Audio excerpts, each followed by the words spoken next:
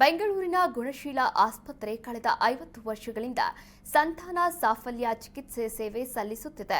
ಸಾರ್ಥಕ 50 ವರ್ಷಗಳ ಪೂರೈಸಿದ ಹಿನ್ನೆಲೆಯಲ್ಲಿ ಗುಣಶೀಲ ಸಂಸ್ಥೆ ವತಿಯಿಂದ ಬಸವನಗುಡಿಯ ಮುಖ್ಯ ಶಾಖೆಯಲ್ಲಿ ವಿಶೇಷ ಕಾರ್ಯಕ್ರಮ ಆಯೋಜಿಸಿತ್ತು.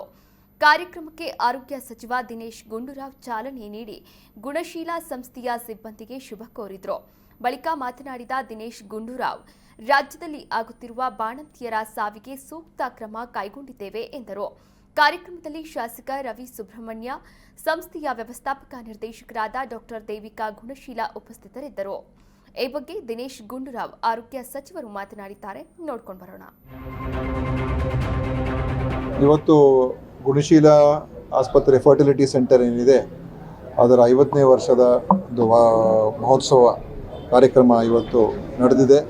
ಮತ್ತು ವಿಶೇಷವಾಗಿ ಇಲ್ಲಿ ಚಿಕ್ಕ ಮಕ್ಕಳಿಗೆ ಅವ್ರಿಗೆ ಏನು ಮೊದಲೇ ಅವರಲ್ಲಿರುವಂಥ ಏನಾದರೂ ಆರೋಗ್ಯಕ್ಕೆ ಸಂಬಂಧಪಟ್ಟಿರ್ತಕ್ಕಂಥ ತೊಂದರೆಗಳಿದ್ದಾಗ ಅದನ್ನು ಪತ್ತೆ ಹಚ್ಚಿ ಅವರಿಗೆ ಅರ್ಲಿ ಡೆವಲಪ್ಮೆಂಟಲ್ ಒಂದು ಥೆರಪಿಯನ್ನು ಕೊಡ್ತಕ್ಕಂಥದ್ದು ಮಾಡುವಂಥ ಒಂದು ಹೊಸ ವ್ಯವಸ್ಥೆಯನ್ನು ಕೂಡ ಉದ್ಘಾಟನೆ ಮಾಡಿದ್ದೀವಿ.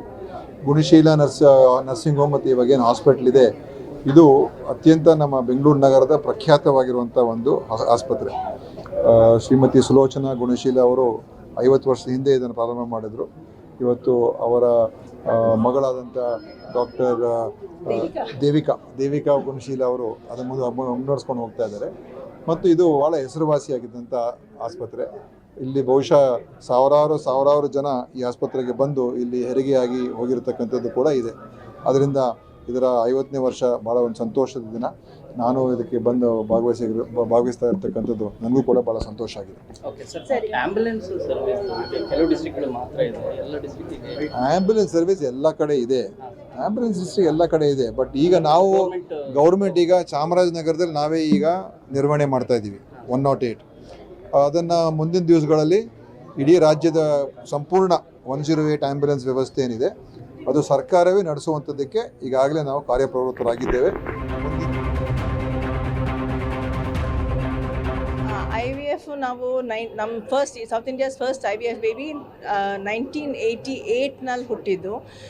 1978ನಲ್ಲಿ ಇಡೀ ಪ್ರಪಂಚದಲ್ಲಿ ಒಂದು ಲೂಯಿಸ್ ಬ್ರೌನ್ ಅಂತ ಒಂದು ಮಗು ಹುಟ್ಟಿತು. ಅದು 1978, ಅದು ಇಂಗ್ಲೆಂಡ್ನಲ್ಲಿ ಹುಟ್ಟಿ IVF ಟೆಕ್ನಾಲಜಿಯಿಂದನೇ ಹುಟ್ಟಿತ್ತು. ಅದು 10 ಇಯರ್ಸ್ ಆದಮೇಲೆ ನಮ್ಮ ತಾಯಿ ಮತ್ತು ತಂದೆ ಅದು ಯಾಕೆ ನಮ್ಮ ಊರಿಗೆ ಯಾಕೆ ತೊಗೊಂಡು ಬರಬಾರ್ದು, ಆ ಟೆಕ್ನಾಲಜಿ ಇಲ್ಲಿ ಆಗೇ ಆಗುತ್ತೆ ಅಂತ ತುಂಬಾ ರಿಸರ್ಚ್ ಮಾಡಿ ತುಂಬ ಓದಿ ಆ ಟೆಕ್ನಾಲಜಿ ಇಲ್ಲಿ ತೊಗೊಂಡು ಬಂದು ಸೌತ್ ಇಂಡಿಯಾಗೆ ಫಸ್ಟ್ IVF ಬೇಬಿ ನಾವು ಮಾಡಿರೋದು.